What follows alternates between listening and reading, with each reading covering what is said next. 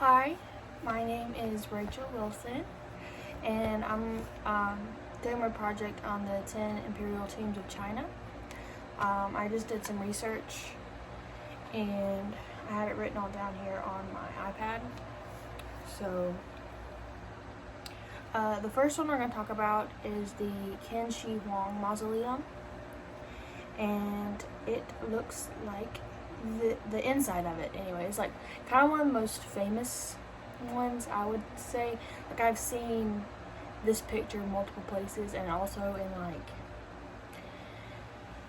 movies and TV and stuff. Like, you see it a lot. Cause like this is kind of like the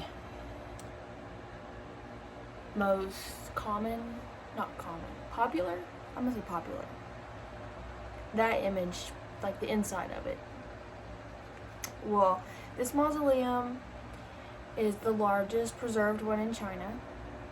The layout of the mausoleum shares a similar layout to the capital, like the urban plan of capital Xinjiang.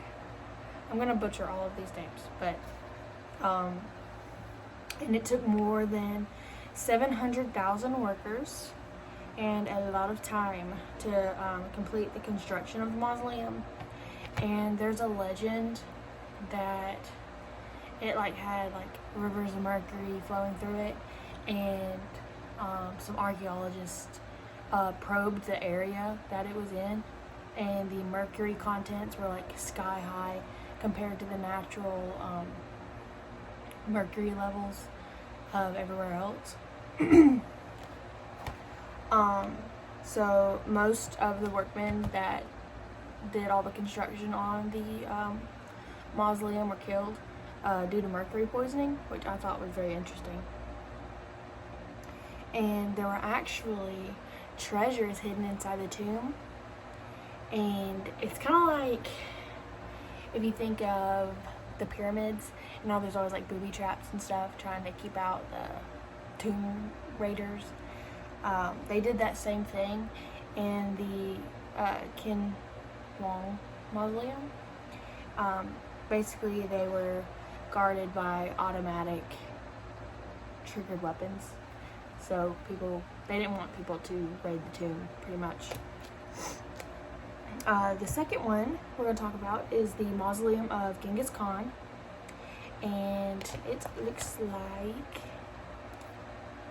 this top one up here. Looks like that. This one is more modern, so it's not really in the time period that we're working with for this class, but I'm going to add it because it's part of the 10 Imperial Tombs. It's located in Gondeli Grassland in Ordos City, and it's not the actual tomb. Like, Genghis Khan's not actually buried there, because secret funerals were very popular among the Mongolian people. So they don't actually know where he's buried, but they have a tomb in like memorial of him, which I think is very cool. Okay, the third one is the Qinling Mausoleum. It is where Zhang Lizi and Wu Zetian, which butchered, told you, they were buried together.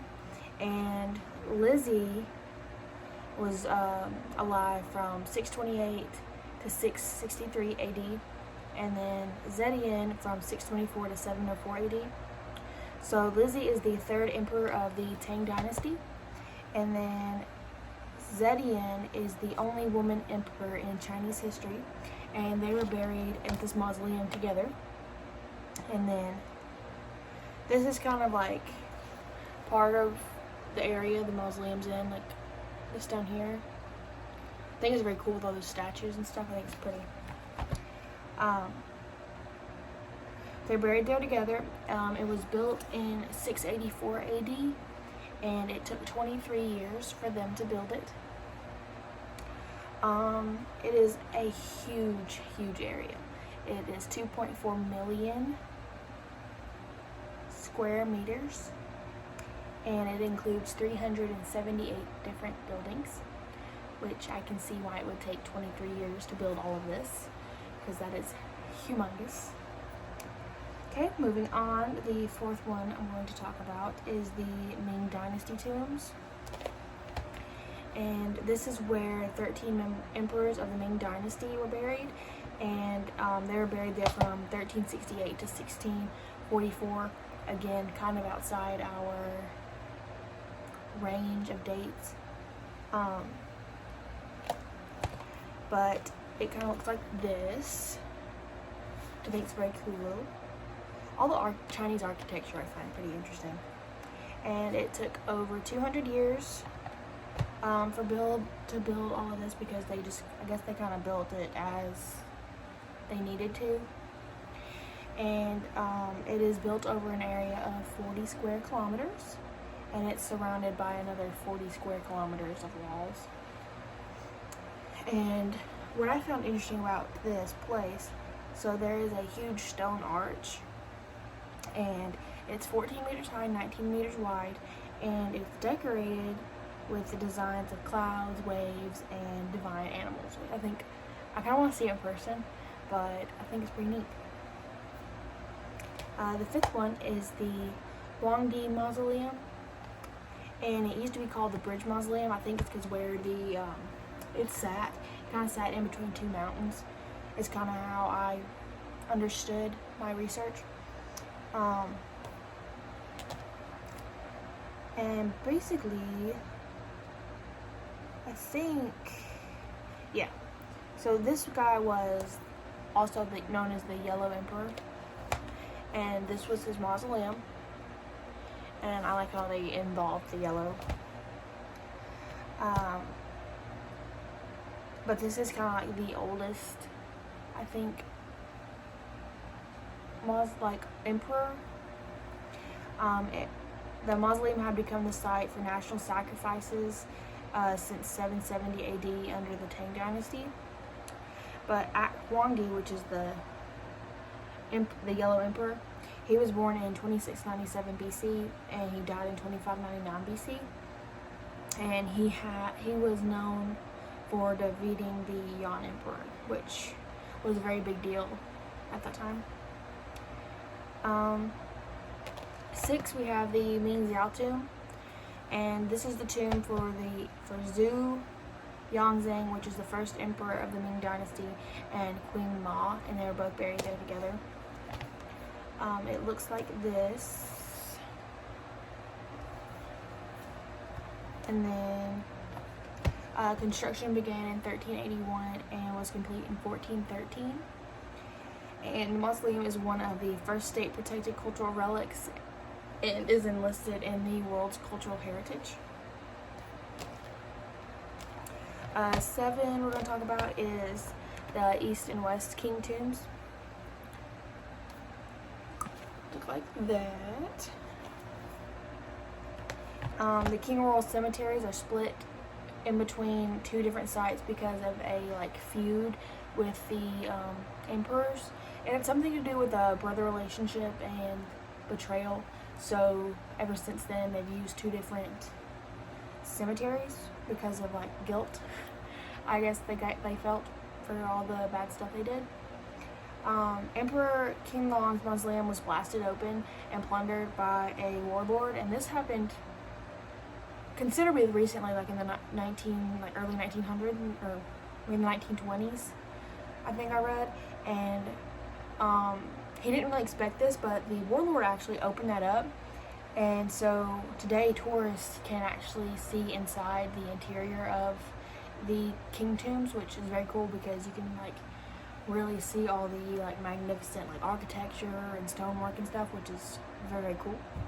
And all the tombs at the East and West Wing tombs, they're all open to visitors today, so you can go visit and see.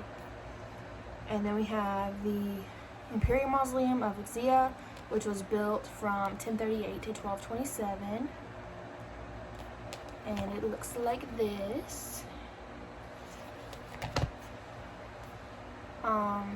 It is the mausoleum for the successive kings of the Xia dynasty. And it is also known as the or no, this one has 8 Imperial Tombs and 70 satellite tombs. Wasn't too much cool stuff about that one. Number 9 is the Xiaoling Mausoleum. It is the tomb of Li Shimin, which was born from 599 to 649. He was the second emperor of the Tang Dynasty. And that tomb or area looks like that. Construction was a very huge project with meticulous designs and flamboyant architecture. The tomb chamber was very big and very luxurious. It had stone boxes that were filled with sacrificial objects. And last but not least is the Imperial Mausoleums of the Song Dynasty, which were built from 960 to 1127. And kind of looks like this.